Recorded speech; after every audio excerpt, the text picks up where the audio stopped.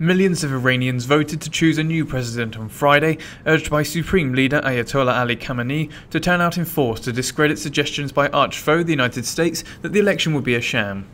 The 50 million eligible voters had a choice between 6 candidates to replace incumbent Mahmoud Ahmadinejad, but none is seen as challenging the Islamic Republic's 34-year-old system of clerical rule.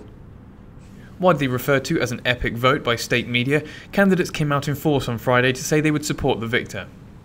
The first presidential poll since a disputed 2009 contest which led to months of unrest is unlikely to change rocky ties between the West and the OPEC nation of 75 million, but it may bring a softening of the antagonistic style favoured by Ahmadinejad. World powers in talks with Iran over its nuclear program are looking for any signs of recalibration of its negotiating stance, after 8 years of intransigence under Ahmadinejad.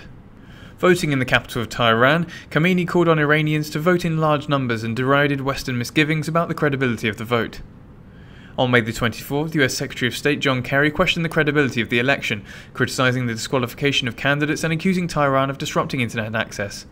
All the remaining contenders, except current chief nuclear negotiator Jalili, have criticised the conduct of diplomacy that has left Iran increasingly isolated and under painful economic sanctions.